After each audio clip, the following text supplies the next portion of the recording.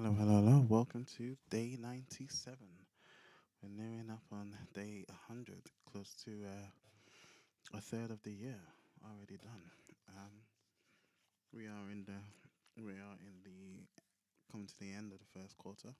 No, we just entered the second quarter. Sorry.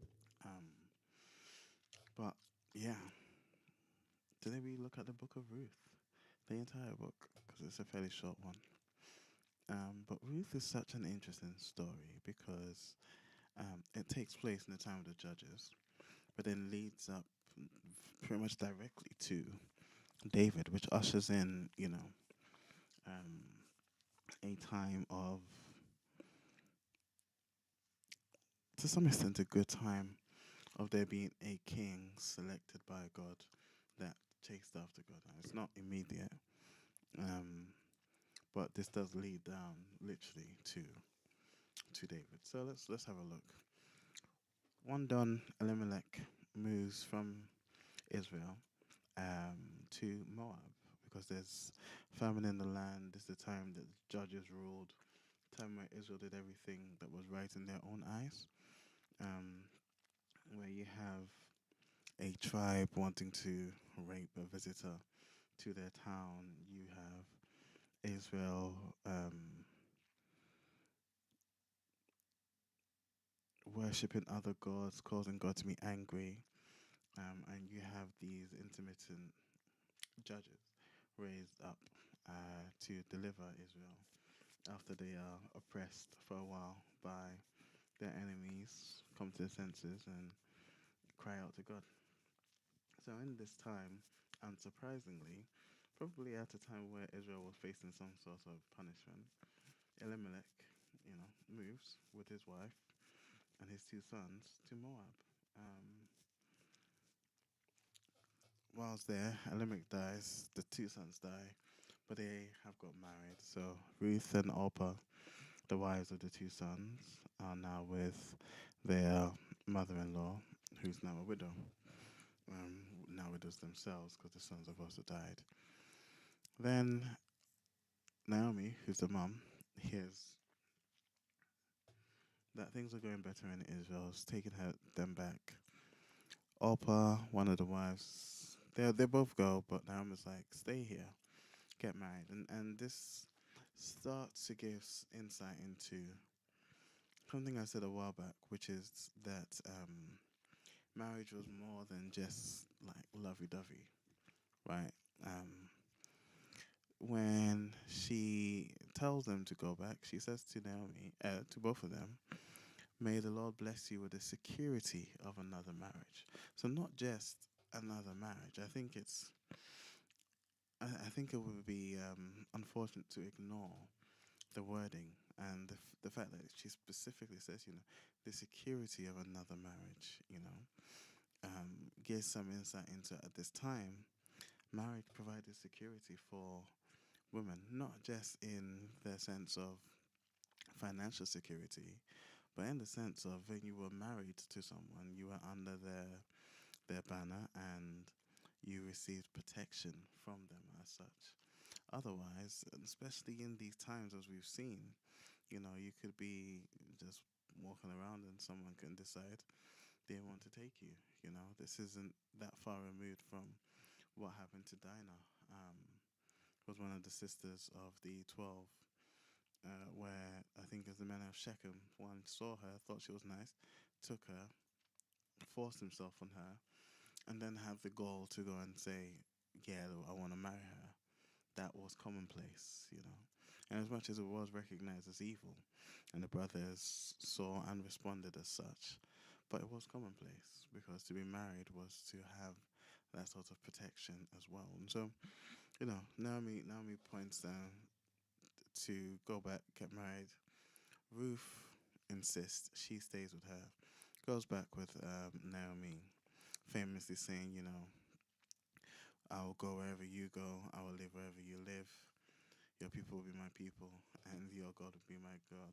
Wherever you die, I will die. It's like she's so fiercely loyal to her mother-in-law, and that starts to speak of Ruth's character.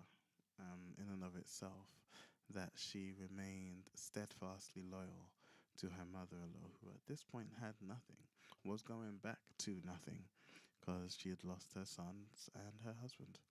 Anyway, they go back, and in chapter 2, we see Ruth be the one to suggest to Naomi, let's go, let me go out into the harvest to pick up stalks of grain left behind.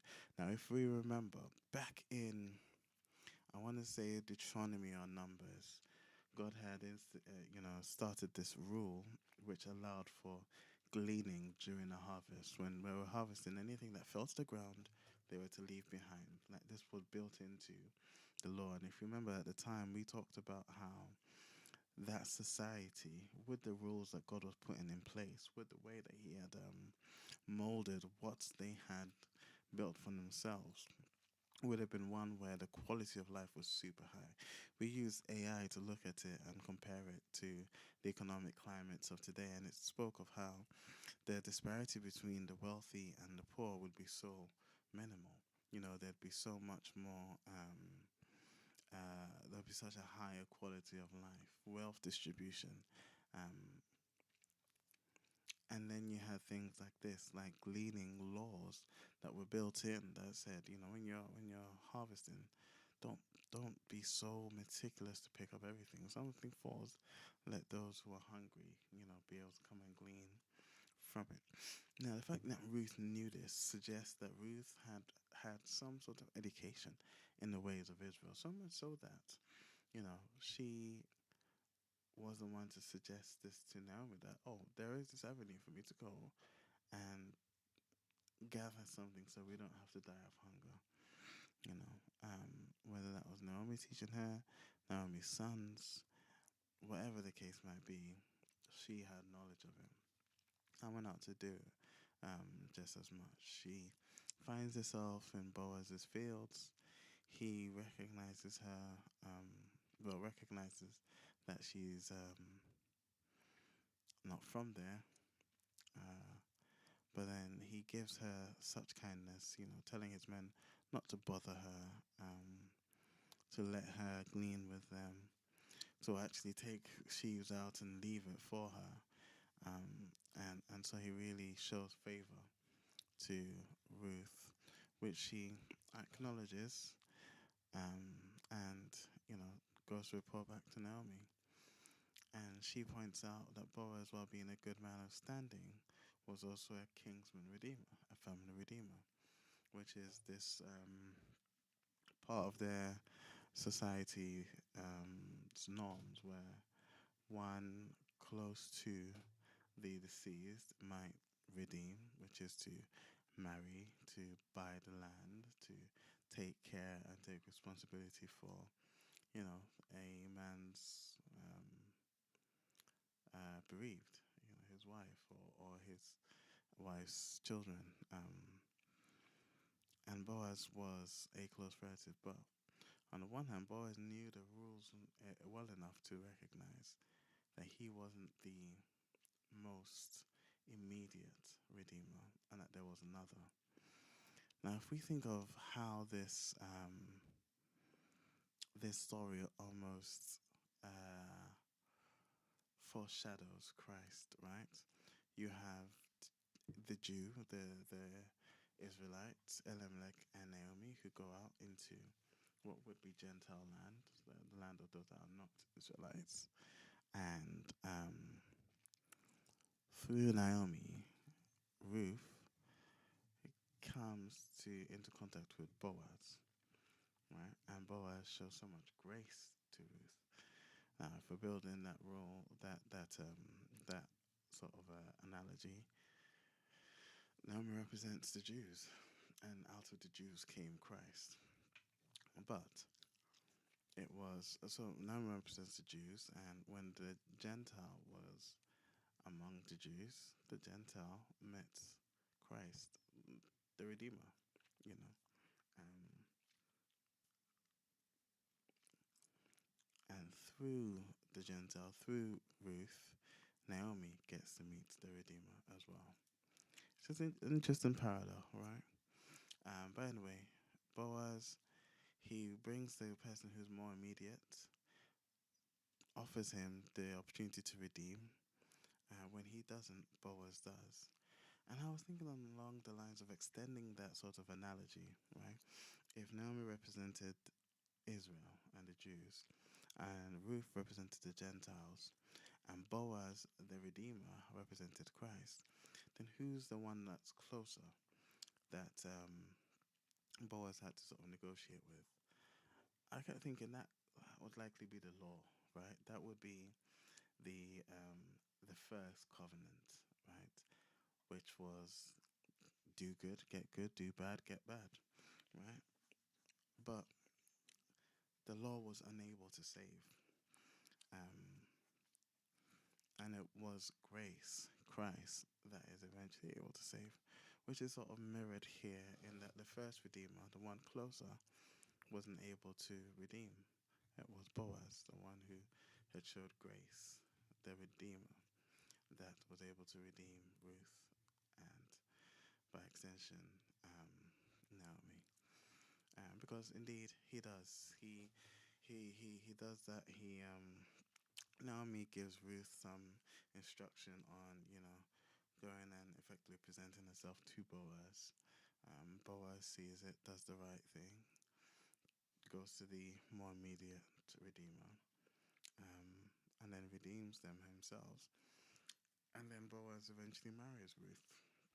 And this is how they lead down to Jesse, because in at the end of 4, we see the descendants of Boaz, and